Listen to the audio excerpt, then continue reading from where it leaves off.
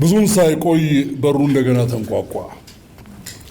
የወይዘሮ ስርጉት ልጅ ቆንጅት ነበረች። ውይ አልኩ ሳላስበው በድንጋጤ አይነት በሩ መሃል ላይ ተገትሬ። ምን ነው ጥሩ ጊዜ አይደለም የመጣሁት አለች እዚያው በቆመችበት ሆና። አረ ችግር የለም ግቢ ግቢ አልኳት በሩን እየለቀኩላት። ጥቁር ኮትና ጉርድ ቀሚስ ነው የለበሰችው። ከየት ነው? እዚህ አካባቢ ያለው ውልና ማስረጃ ጽሕፈት ቤት ጋር ሄጄ ነበር። ይቅርታ ሳልደውል እንኳን መምጣት አልነበረብኝም። በአጋጣሚ በዚህ ሳልፍ ባለፈው ያጫወትኩ ነገር ትዝ አለኝ። ከዛ ሪሴፕሽን እንግዳ መቀበያው ጋር ቼክ ሳደርግ አለ ስላሉኝ ዝም ብዬ መጣሁ። ብዙ ፋይን ምንም አይደል እንደ መረጋጋት እያልኩ ቁጭ በይ።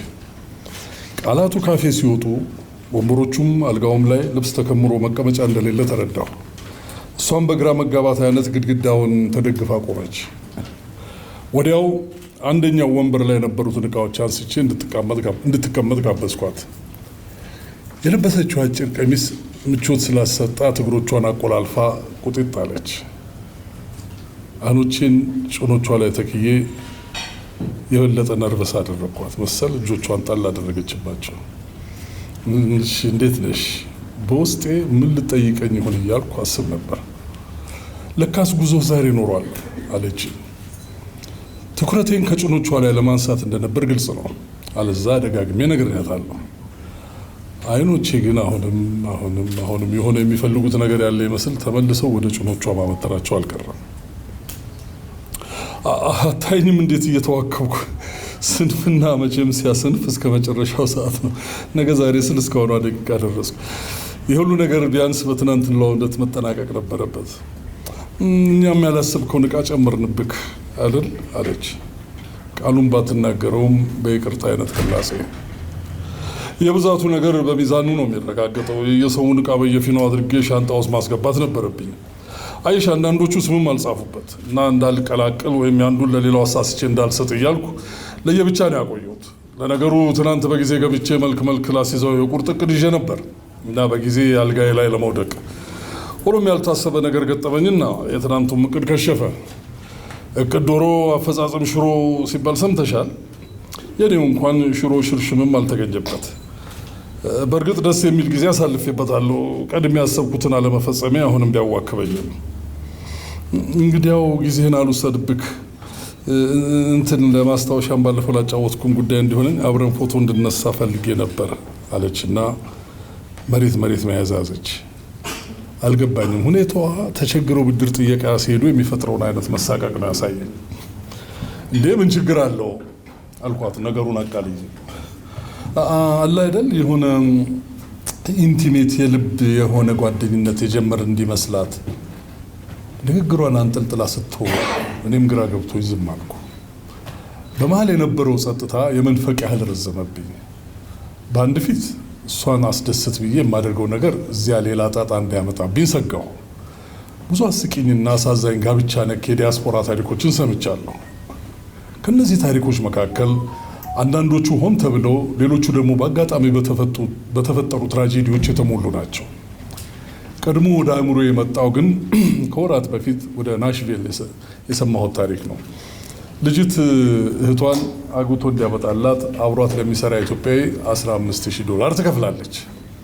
ይህ ብቻ አይደለም፣ የደርሶ መልስ ትኬቱን ትቆርጣለች።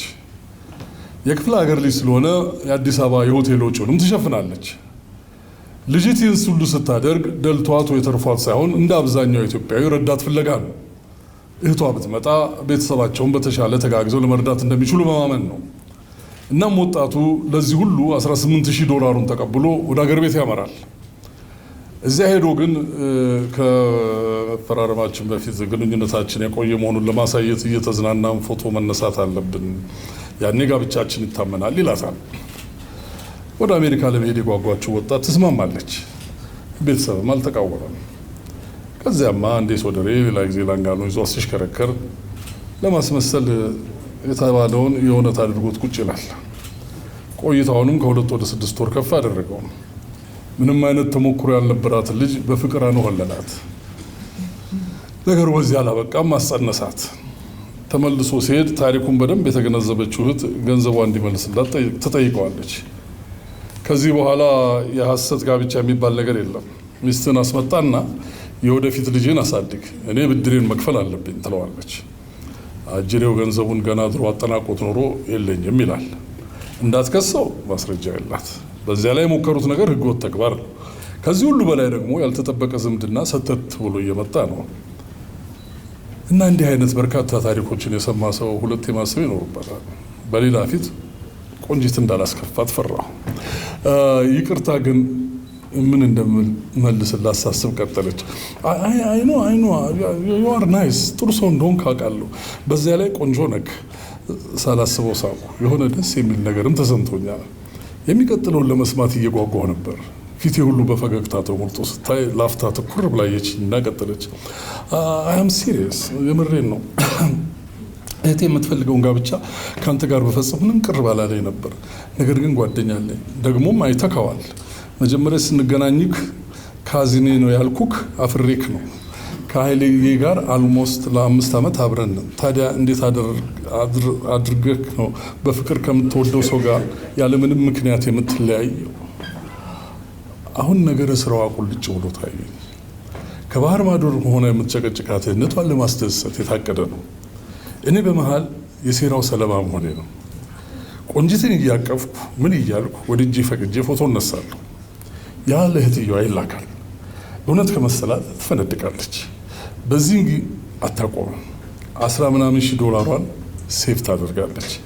ከዚያ ሳይን አርግላት ምን በላት እያለች ጭቅጭቋን ወደ እኔ ታዞራለች። የሁሉ ወጥመድ እህቷን አግብቼ እንደወስድላት አይደል? ደግሞም ራሷ እኮ ነግራኛለች።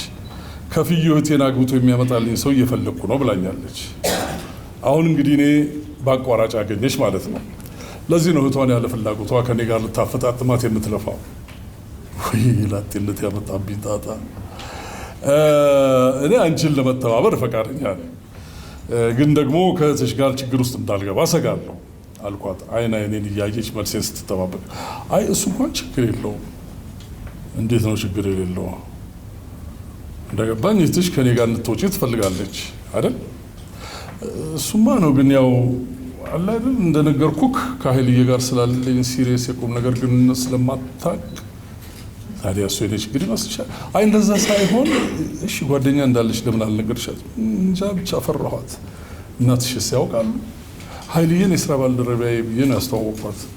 ስለዚህ እሳቸው የማያውቁ ማለት ነው። አየሽ፣ ከአንቺ በቀር ሌላ ማንም የሚያውቅ የለም ማለት ነው። እና አሁን ደግሞ እኔ ግን ይሄ ሁሉ ድብብቆሽ ለምን አስፈለገ? ለዚያውም በዚህ ዘመን። ለሲስተር እንዳትነግራት ብዬ ነው እንጂ ማዘርን እናቴን እንኳን አልፈራትም እኮ። በዛም ማለ በዚህ እህትሽ እኔን ሳታማክር ከአንቺ ጋር በሚስጥር ለመጨረስ የምትፈልገው ትዳር የለውም ምናምን ያለችሽም እኮ ለዚህ ነው። ከዚያ በሀሳብ ጭልጥ ብዬ ሄድኩ። ልመጣ ሳምንቱን 2 ሳምንት ሲቀረን እህትየዋ ደውላ ወደ ሀገር ቤት ብር እንደወስድላት ጠየቀች። እሺ ብያ ተቀጣጠርና ተገናኘን። ከዚያ ልንለያይ ስንል እንግዲህ ወቅበት አዲስ አበባ የቆንጆ ሀገር ነው ጌታ፣ የመንገዱ ሁሉ ሞዴል በመሳሰሉ ሀገሮች የተሞላ ነው። ምን በወጣ እዚህ በሁለት ስራ ወገባ የጎበጠው እዛው የተሟጠጠ ታገባለህ ምናምን ስትለኝ ነበር። ወደ ሀገር ቤት ለሚያቀኑ ትዳር አልባ ወንዶችም ሆኖ ሴቶች መሰል አባባሎች በቀልድ መልክ ይሰነዘራሉ። እኔም በዚያው በተለመደው የቀልድ አግባብ ነበር የተቀበልኩት።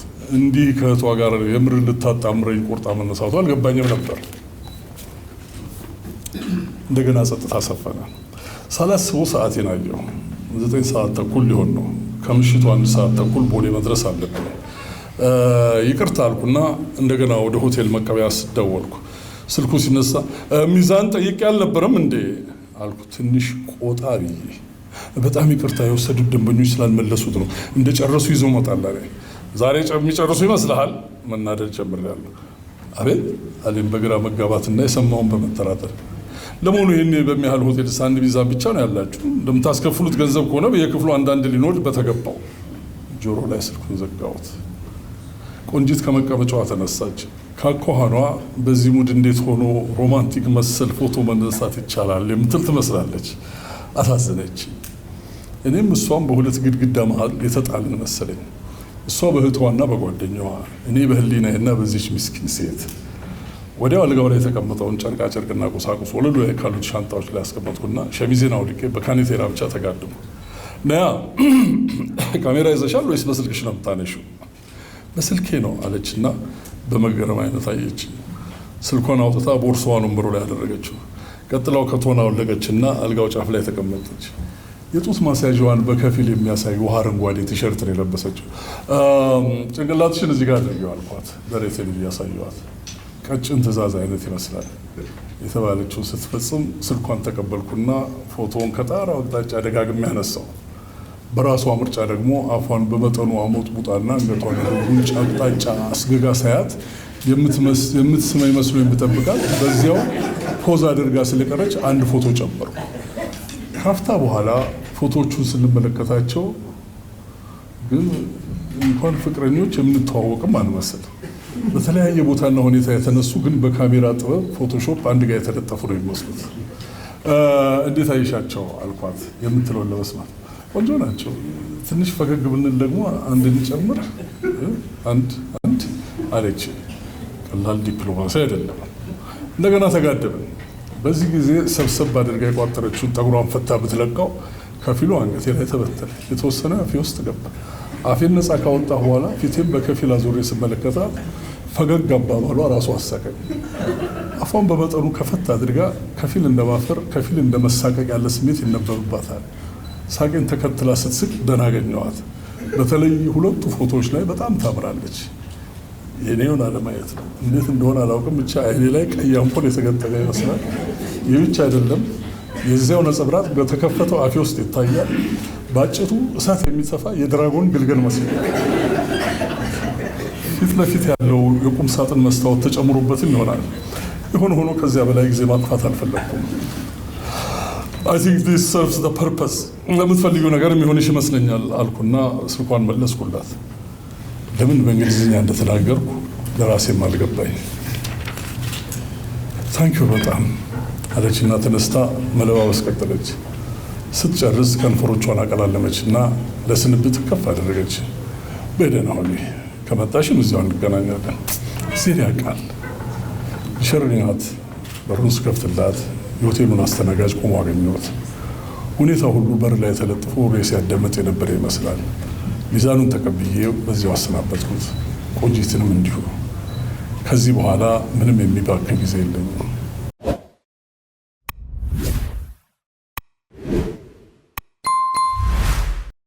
ኑሮ በተረት መልክ ስብሐት ገብረ እግዚአብሔር ጸሐፊው ነው።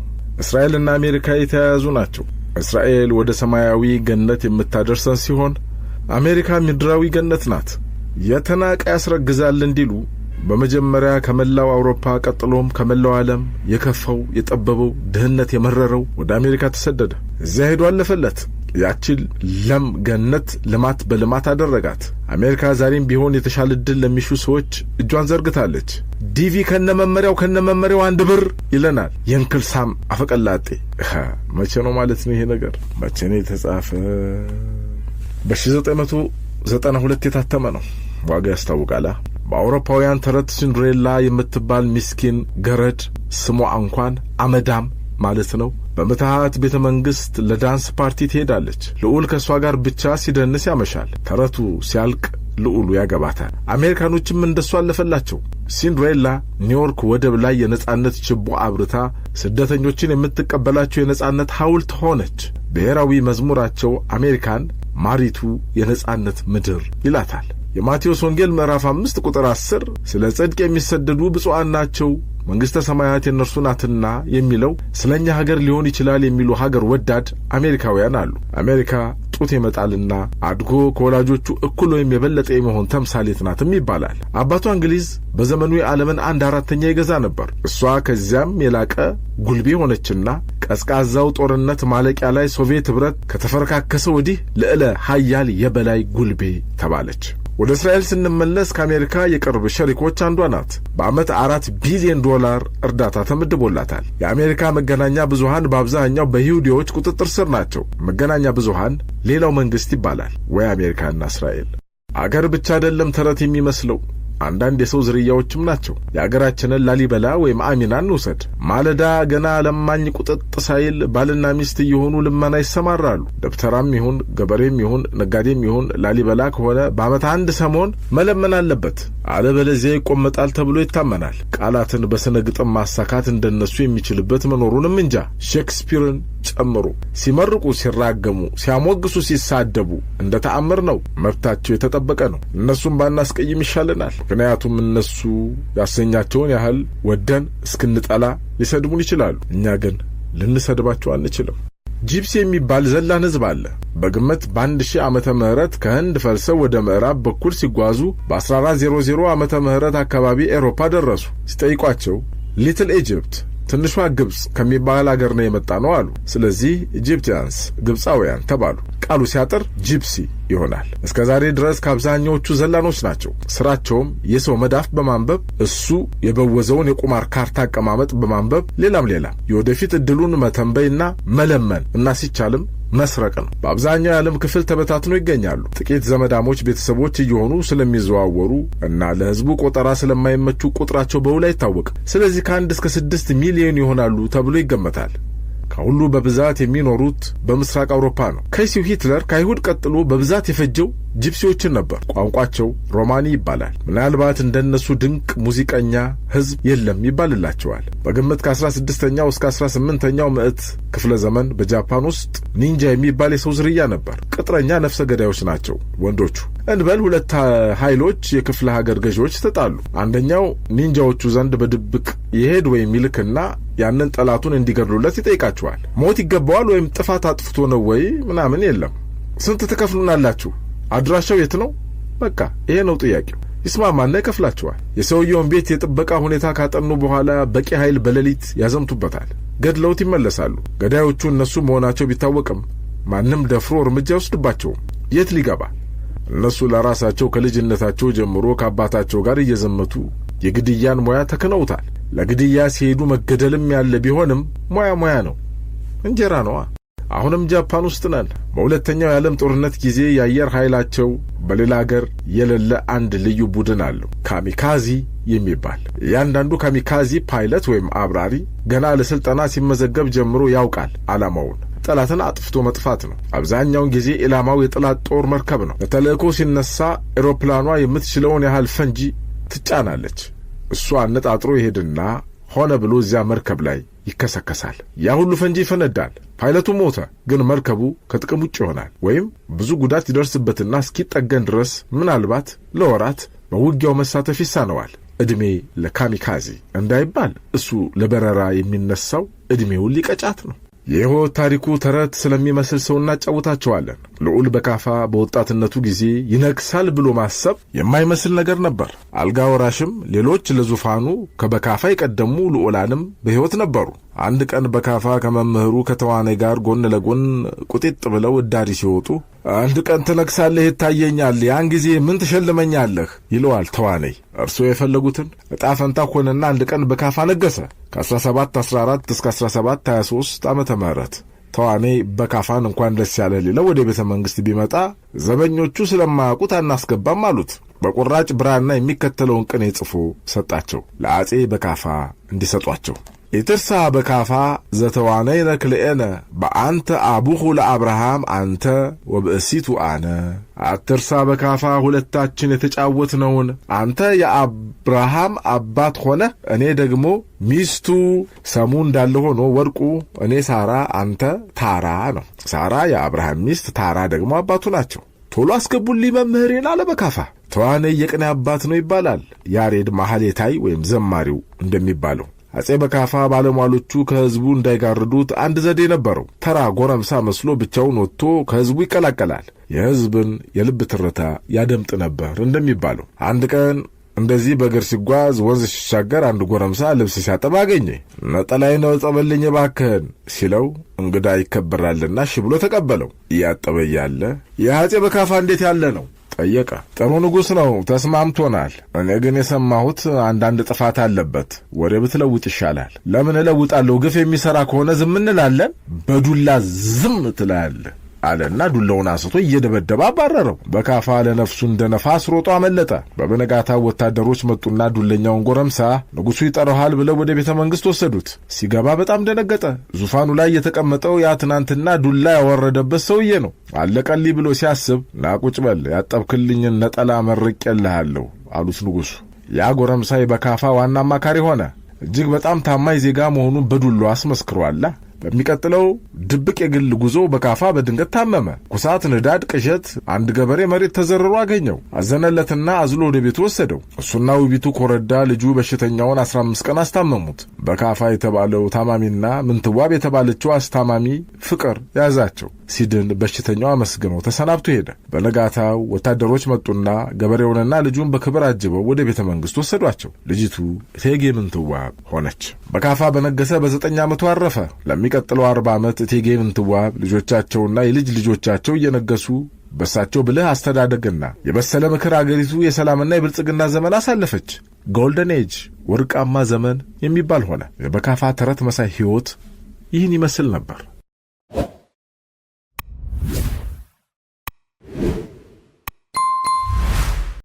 በመጽሐፍ እስክንጨዋወት ጤፍና እንጀራ ይለናል። ዛሬ የሚያጨዋውተን መጽሐፍ ደግሞ የኔ ጀግናና ሌሎች በኢትዮጵያውያን የዕለት ተዕለት ሕይወት ውስጥ ታላቅ ቦታ ካላቸው ትውፊታውያን ምግቦች መካከል እንጀራ አንዱ ነው። እንጀራ ለኢትዮጵያውያን ምግባቸው ብቻ ሳይሆን የባህላቸው፣ የርዕዮተ ዓለማቸው፣ የታሪካቸው፣ የማንነታቸውና የሕይወታቸው መገለጫም ነው። ኑሮውን ለማሳካት ውጣ ውረዱ የከበደው ወገን እንጀራ በሰማይ እኔ በእግሬ ሆኜ አልደርስበት አልኩኝ ባክኜ በማለት ኑሮን እንጀራ ብሎ ሲጠራው፣ በበጋ እህሉን ጨርሶ ክረምትን በቀጠና ያሳልፍ የነበረው የጥንቱ ገበሬ ደግሞ የችግሩን ስፋት እኛስ ይችን ክረምት ወጣናት በመላ በኩርማን እንጀራ ጎመን ተጠቅልላ ብሎ ነበር የሚገልጠው። ሽማግሌዎቻችን ሕይወትን እንጀራ ብለው የጠሯትና ሕይወቱ የተቃና የተሳካ እንዲሆን የሚፈልጉትን እንጀራ ይውጣልህ ብለው ይመርቁታል። እኛም የዕለት እንጀራ ስጠን ብለን እንጸለያለን። ትውፊታዊው እንጀራ ክብ ነው። መጋገሪያው ምጣድም ሆነ ማቅረቢያው ሞሰብ ክብ ናቸው። የጥንት ቤቶቻችን፣ ቤተ መንግሥቶቻችንና አብያተ መቅደሶቻችንም በአብዛኛው ክቦች ናቸው። ቤተ ንጉሥ ቅርጽ ይባላሉ። ሰፌዱም፣ ድስቱም፣ ሞሰብ ወርቁም፣ ሙዳዩም፣ አውድማው፣ ክምሩ፣ ጎተራው ክብ ናቸው።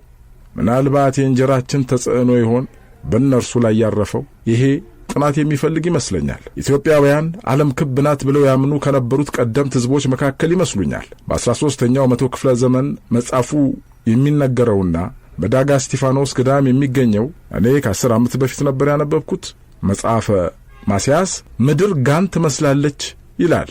የጋን ቅርጽ ያለውን ሞላላ የክብ ቅርጽ ላስተዋለ የደራሲው ሐሳብ ከዘመናዊው ሐሳብ ጋር ያለውን አንድነት ይገነዘባል። ኢትዮጵያውያን ዓለም ክብ ናት ብለው ያምኑ እንደነበር የሚያሳየን ሌላው ስዕላዊ ማስረጃ ደግሞ የቅድስት ሥላሴን ስዕል ሲስሉ ሥላሴ ዓለማትን በእጃቸው እንደያዙ ለማመላከት ይጠቀሙ የነበሩት ዓለምን ክብ አድርገው ስለው በሥላሴ እጅ በማስያዝ ነው። ጥንታውያኑ ሊቃውንት 7ቱ ሰማያትን ሲስሉ እንኳን በ7 ክቦች እያደረጉ ነበር የሚያመላክቷቸው። በጥንታውያን ስዕሎቻችንም የሰዎችን መልክ በክብ ቅርጽ ተስለው ነው የምናገኛቸው። ይህም ብቻ አይደለም። ነገሥታቱ ራሳቸውን የዓለም ገዢዎች አድርገው በሚቆጥሩበት ዘመን ከነገሥታቱ ቀለበት ላይ ለገዢነታቸው ምልክት የምትቀመጠው ሉል እንኳን ክብ ነበረች። የእንጀራችን ክብነቱ ከባህላችንና አስተሳሰባችን ጋር መስተጋበር አለው። ኢትዮጵያውያን ተሳስበው በአንድነት የመመገብ ባህል አላቸው። እንዳሁኑ እየተቆረሰ መቅረብ ከመጀመሩ በፊት ደግሞ ሁሉም በየደረጃውና በየመደቡ ሰብሰብ ብሎ ነበር የሚቀርበው።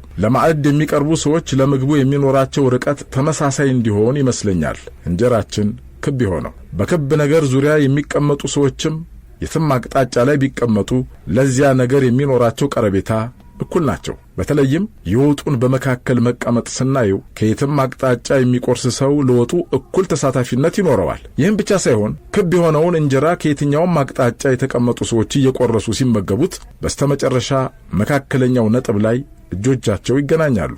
ይህም የአንድነትንና የመቀራረብን ብሎም የመፈቃቀርን ስሜት ያመጣል። ጉርሻ ትልቅ ስፍራ በያዘበት በቀደመው ባህላችን ውስጥ ክቡ እንጀራ አስፈላጊ ነበር። የሚጎራረሱት ሰዎች በክቡ እንጀራ ዙሪያ ሲቀመጡ ወደ የትኛውም ጎራሽ ይደርሳሉ። ከአንዱ አቅጣጫ ወደ ሌላው አቅጣጫ ለመጎራረስም ከአራት ማዕዘኑ ይልቅ ክቡ አመቺ ነው። ክብ ነገር ይበልጥ የመቀራረብና የመወያየትን ስሜት ስለሚፈጥር በሚል ሐሳብ ነበር የአርሴናሉ አሰልጣኝ አርሰን ቬንገር ጃፓንን ጎብኝተው ከተመለሱ በኋላ 4 ማዕዘን ሆነው ተሰርተው የነበሩትን የኤሚሬትስ ስታዲየም የመልበሻ የመታጠቢያና የመዝናኛ ቦታዎች እንደገና አፍርሰው የክብ ቅርጽ እንዲኖራቸው ያስደረጉት።